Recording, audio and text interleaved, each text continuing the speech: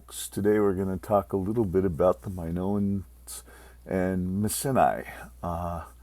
These are two civilizations that dominated the Mediterranean, uh, roughly contemporaneous with the Middle Kingdom and the intermediate period of Egypt. So we're talking about people who coexisted along with the Egyptian pharaohs. They represent the Mediterranean trade networks that contacted with Egypt and with the shores of Asia Minor. The two signs you see here are the bull, which was sacred to the Minoans, and on the right you have the legendary death mask of Agamemnon, reputedly the king of Mycenae, who led the Greeks to the Trojan War.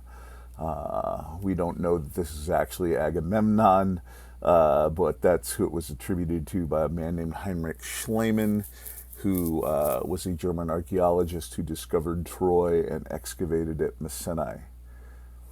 The Minoans come in first in the period, and I think as you think about the Minoans, one of the things I want you to pay attention to, since both of these societies are deeply referenced in Greek myth, is think about the myth of Theseus. Your book references it, and what does the myth tell us about relationships between the Minoans on Crete and the Athenians on Athens? Also think about what it means that the Minoans worship the bull, and from that we get the idea of the Minotaur. And as we look here at the top-down views of the great Minoan palace at Knossos in Crete, which is the showcase palace of Minoan civilization, you can see that it looks very much like a collection of rooms. Now, when the Greeks were coming into their classical period, at the very beginnings, about 1000 BCE, the Minoan civilization was already almost 1,000 years old. So the Greeks would have encountered the Minoans as ruins and not as a full-blown palace. They would have encountered this as ruins and not as a full-blown palace. But if you look at it, it looks very much like a maze or a labyrinth, so it's easy to sort of see where the myth might evolve out of the history.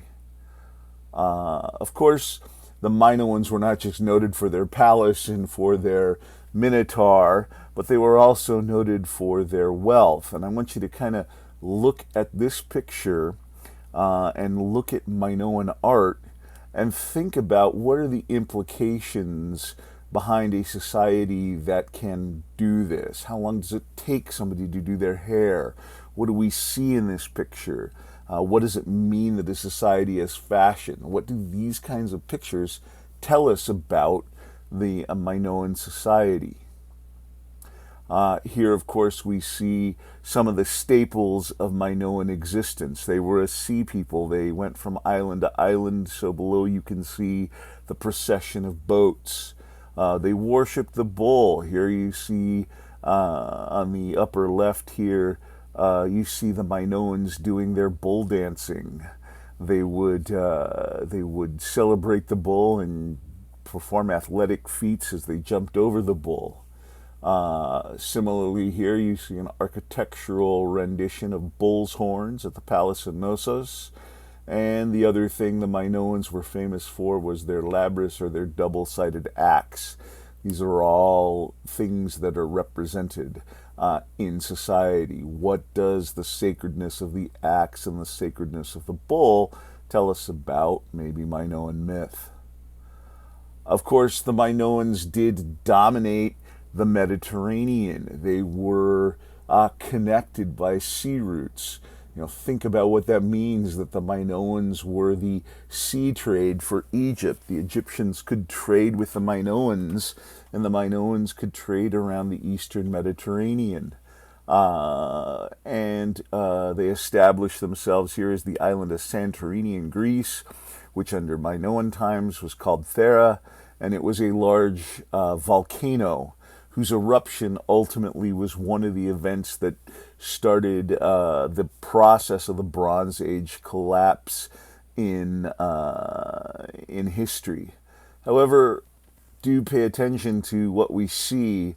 These are excavations of Minoan ruins on Thera, and here you could see sort of a fresco that was found in one of the ruins, and it shows sort of a Minoan house with a boat. So once again, we see the reverence for the sea, we see the art, we see the reflections of day-to-day life. And the Minoans were a fairly high-tech civilization at their time. They had plumbing with running water, and they had sophisticated food distribution networks. They had industrial productions of cloth and dye stuff. So they, really worked as a full-fledged trade society.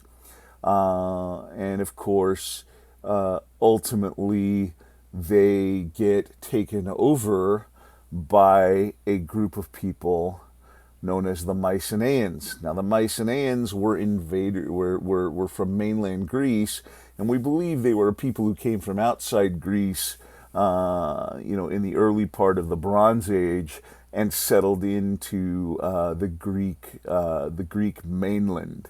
Whereas the Minoans dominated the islands, the Mycenaeans initially dominated the Greek mainland. They were a very military culture. We can see here the Lion's Gate and Mycenae, showing the lions, which were symbols of power.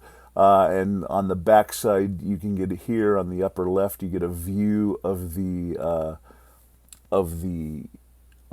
Cyclopean walls, these massive stones that they put together for fortifications. A suit of armor is on the lower left. The center of the lower part is Mycenaean soldiers, and on the right are the chariots of the Mycenaeans. They were a society that dominated through military conquest and centralized Greece under their rule. That's where the idea of the unified Greeks going to war with Troy emerged. And again, they're tied intimately into the saga of the Trojan War. They're tied into the saga of the Trojan War. Mycenae dominated the mainland of Greece and ultimately spread through the islands and even to Crete. Here you can see where the Palace of Knossos is. So they sort of take over the old Minoan civilization, and they build it up onto mainland Greece. And here we have a map of their settlements and their major cities with Mycenae here. If you look outside of Mycenae, however, you will see that there's the city of Ilium, or Troy. And, of course, the legend is that King Menelaus of Sparta was married to Helen, who was the most beautiful woman in Greece. A Trojan prince captures her, takes her back to Troy. Menelaus goes to his brother Agamemnon, who is king of Mycenae, and Agamemnon unites the Greeks and goes and fights a famous war in Troy for 10 years, which they win by sending a horse into Troy. And here you see the earliest renditions of the Trojan horse. It is post-Mycenaean, but it's one of the earliest renditions. And this is a Mycenaean fresco of a woman. Note the similarities between Mycenae and in this picture, and also in the charioteers, between Mycenae and the Minoan civilization. Clearly, there was a lot of cross-cultural contact before Mycenaean dominance. and the civilizations shared things in common. Of course, this woman in the lower right-hand side on this is meant to be Helen, is not meant to be, but I put her in here as a reference to Helen of Troy, who is the cause of the Trojan War. But if you think about the story of the Trojan War, and you think about the geographical position of the Mycenaean lands or dominance, Troy was a city-state which could contest control over trade in the eastern Mediterranean.